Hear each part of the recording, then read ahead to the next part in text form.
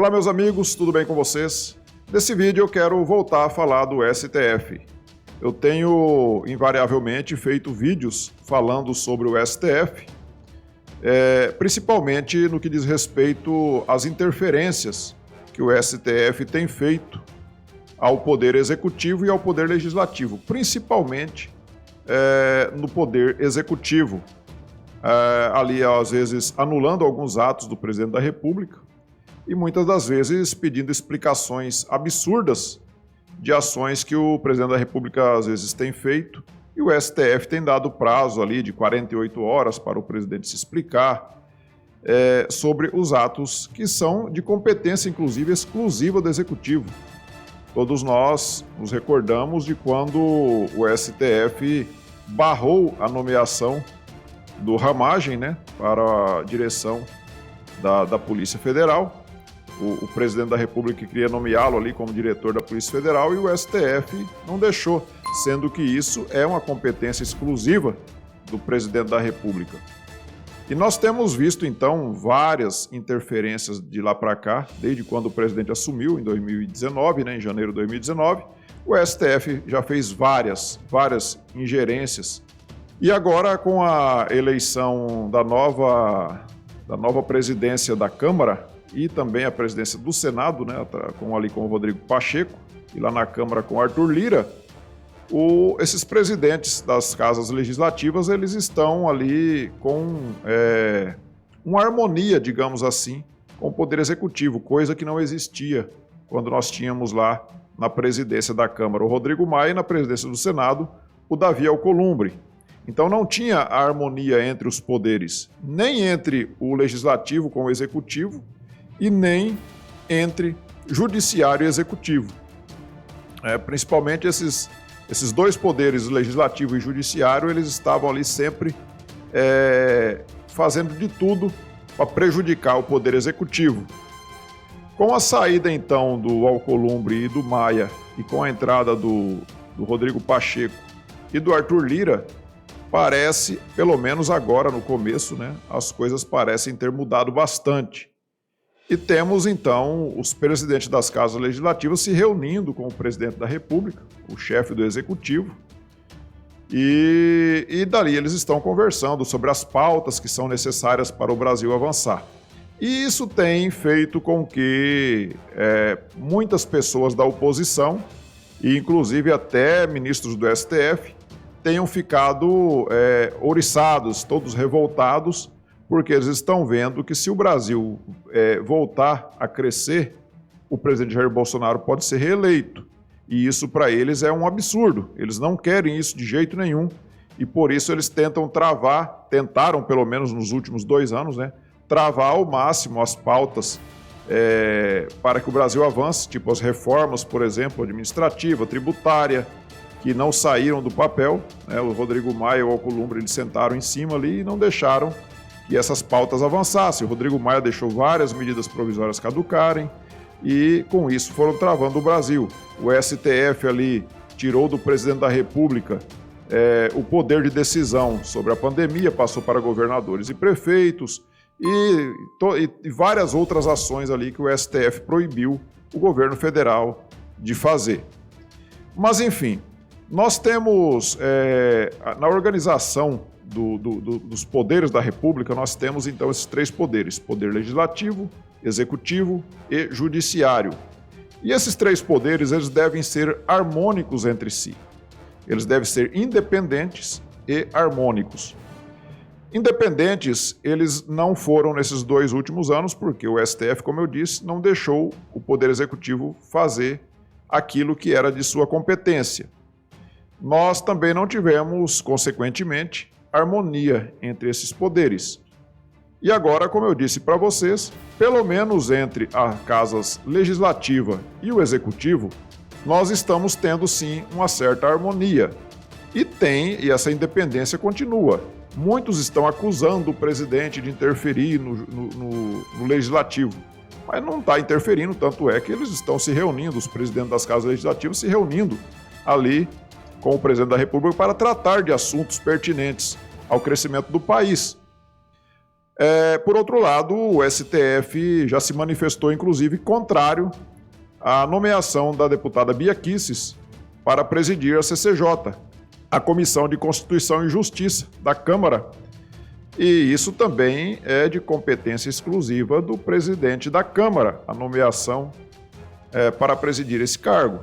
E o STF não quer porque a deputada Bia Kicis é uma aliada do presidente Jair Bolsonaro e, inclusive, ela já se manifestou favorável ao impeachment de alguns ministros ali. Assim como é o anseio de uma grande parte da população ver alguns ministros ali, como Gilmar Mendes, Dias Toffoli, Lewandowski, Alexandre de Moraes. Esses ministros, eles já fizeram várias ações que poderiam sim ter sofrido impeachment. Mas o Davi Alcolumbre sempre sentou em cima de todos os pedidos de impeachment que chegavam ali e nenhum deles foi dado andamento. Então, a deputada Bia Kicis, como eu disse, ela já se manifestou favorável a pautar esses pedidos de impeachment contra ministros do STF, porque eles têm ali extrapolado as suas competências e têm invadido a competência do Executivo. A deputada Bia Kicis, ela foi procuradora por mais de 20 anos, ela é uma operadora do direito, tem profundo conhecimento da área jurídica e ela é sim uma pessoa indicada para assumir a CCJ, a Comissão de Constituição e Justiça. E estão querendo, o STF, alguns ministros do STF e a extrema esquerda principalmente, estão querendo fazer de tudo para barrar então a indicação, a nomeação, né, da deputada Bia Kicis, por ela ser apoiadora do presidente Jair Bolsonaro, como se isso fosse um dos crimes mais graves do mundo. Então essa gente da extrema esquerda, para eles, só é democracia se eles estiverem no poder. Se você for colocar alguém que é oposto aos pensamentos deles, aí não pode. Aí é extremista, de extrema direita, e eles tentam então chamar essas pessoas de extremistas e não querem deixar que essas pessoas assumam os cargos. Quando Lula e Dilma, que são de extrema esquerda, estiveram no poder durante ali 8 anos do Lula e mais 5 anos da Dilma, né? Foram 13 anos, quase 14 anos na verdade, eles estiveram ali no poder, eles faziam tanta interferência no legislativo que aconteceu ali até mensalão e petrolão. O mensalão nada mais era do que a compra dos deputados. E não era nenhuma distribuição das emendas parlamentares, não, que isso acontece normalmente, mesmo independentemente de época. As emendas parlamentares, o governo tem sim que distribuí-las. Mas os presidentes do PT, Lula e Dilma, eles compravam os parlamentares, tanto é que houve ali o mensalão, petrolão, houve ali várias condenações, e nós vimos ali que mesmo durante o mensalão, o Lula conseguiu ser reeleito. Imagina se o presidente Bolsonaro criasse um mensalão. O que vocês acham que aconteceria? Primeiro que a imprensa ia vir para cima babando. Depois, com certeza, o STF também ia fazer uma pressão absurda. E, com certeza, o presidente Jair Bolsonaro seria cassado. Mas, na época do Lula, teve então o mensalão e o Lula não foi cassado e ainda foi reeleito. Depois, ele ainda conseguiu eleger a Dilma, né, que era o poste dele naquela época. A Dilma ali teve o petrolão, e a Dilma mesmo assim foi reeleita, né, uma eleição ali um pouco suspeita, né, dado ao tipo de apuração que foi feito ali, apesar de que o outro lado estava o Aécio Neves, que é outro bandido, né, mas enfim, a Dilma então ficou ali no poder por mais quase 6 anos, e só veio a sofrer o processo de impeachment quando ela realmente perdeu a base parlamentar. O povo estava, milhões de pessoas nas ruas pedindo o impeachment dela, e então essa pressão popular levou, sim, ao impeachment da Dilma. Mas se dependesse do STF, com certeza a Dilma não teria sido cassada. Por que ela não teria sido cassada? Porque a maioria dos ministros do STF que lá estão até hoje, eles foram nomeados por governantes do PT, por Lula e Dilma.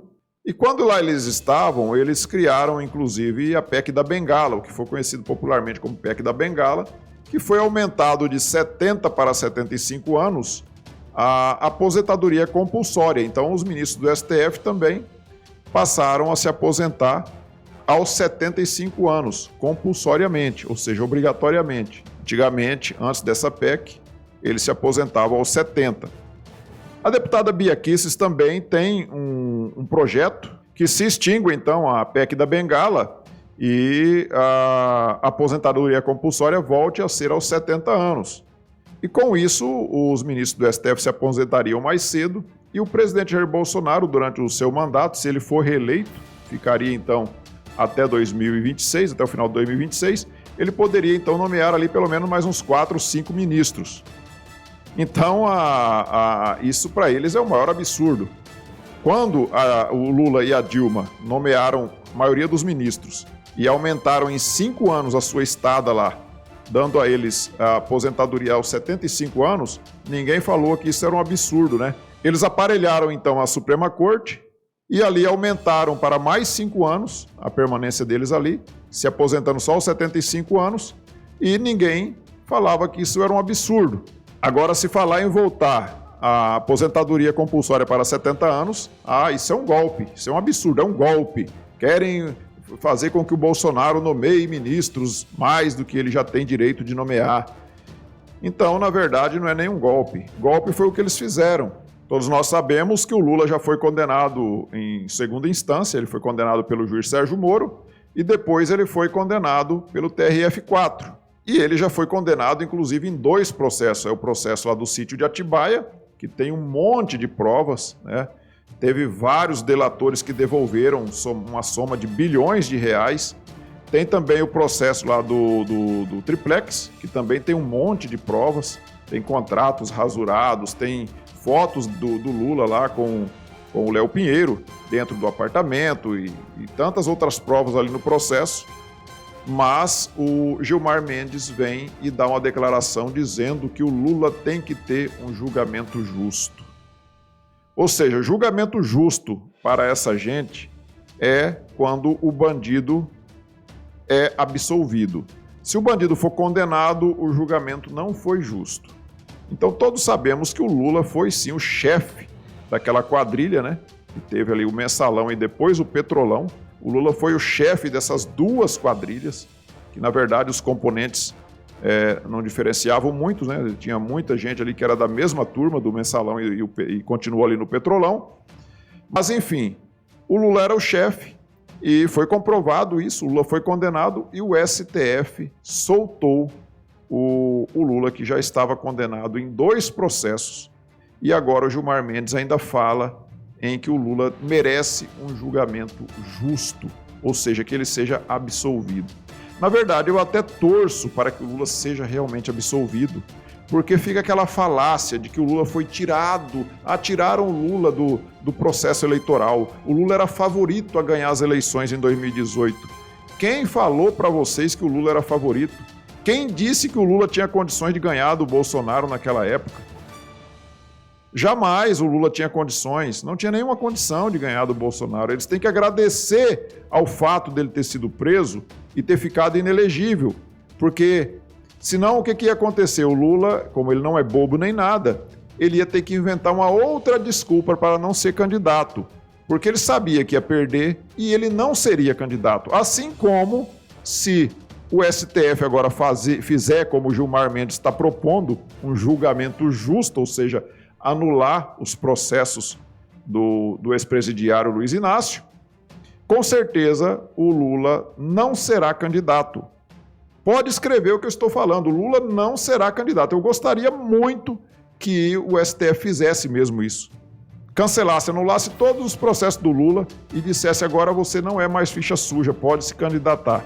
O Lula não se candidataria, porque ele não é bobo, ele é corrupto, é ladrão, mas ele não é bobo. Ele sabe que ele não tem condição de ganhar. Ele sabe que a população brasileira não é mais boba. A população brasileira não se informa mais só através das grandes redes de televisão e de jornais. A população brasileira agora se informa pela internet e pelas redes sociais. E ela sabe tudo o que a grande mídia esconde, porque as redes sociais não deixam isso escondido.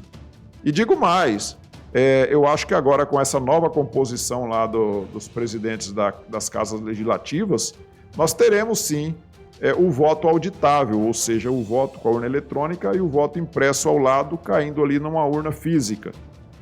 E se nós tivermos o voto auditável, não terá como fazer as fraudes, porque o Barroso ele é relutante em aceitar o voto auditável, né? O Barroso e todos os ministros do STF, eles não querem que tenha o voto auditável e eles ficam inventando que seria um voto impresso onde o eleitor levaria o voto para casa. Eles sabem que não é assim. Eles não são bobos, eles sabem que o voto seria feito de forma eletrônica e a única diferença seria que um voto seria impresso e ficaria ali numa urna física ao lado. Uma urna lacrada, inclusive. O eleitor não teria acesso a esse voto de papel, mas essa urna ela poderia ser auditada de forma física, ou seja, a contagem do voto de papel. E isso, com certeza, dificultaria e muito uma fraude eleitoral. Então, o STF ele tem se mostrado o grande mal do Brasil. O STF, eles querem fazer às vezes de judiciário, querem fazer às vezes de legislativo, porque eles vivem criando leis e eles não estão ali para isso, eles não foram eleitos pelo povo para criarem leis, para isso existe o legislativo. E o STF também se intromete nas decisões do executivo e eles também querem ser os presidentes do Brasil. Então é isso, meus amigos. Eu só espero que esses dois presidentes da Câmara e do Senado, o Arthur Lira e o Rodrigo Pacheco, eles realmente pensem no país e não façam como fizeram o Rodrigo Maia e Alcolumbre, e eles continuem se reunindo com o presidente Jair Bolsonaro, continuem olhando ali sim quais são as pautas de interesse do país e que eles deixem de pensar na próxima eleição e pensem-se no país. Até porque um político, quando ele se dedica a cumprir o papel para o qual eles foram eleitos, eles acabam sendo, sim, reeleitos depois, porque o eleitor está vendo o que eles estão fazendo. Hoje não tem mais nada escondido. Hoje, com a internet, com as redes sociais, nada fica mais escondido. Então, que eles tenham inteligência, que Deus abençoe eles, que eles tenham inteligência e que eles realmente pensem no país. Que as aulas voltem à normalidade também, que as crianças não podem mais perder um ano letivo e que o país como um todo volte a funcionar, porque o Brasil é muito rico. O Brasil é de uma riqueza que nenhum outro país tem a riqueza que nós temos. E em pouco tempo, com certeza, se for levado a sério as coisas como tem sido levado, eu creio que o país se recupera economicamente falando e as pessoas possam ter uma qualidade de vida melhor. Então, meus amigos, ainda há o que falar muito sobre isso. Eu quero fazer uma live para falar sobre o STF.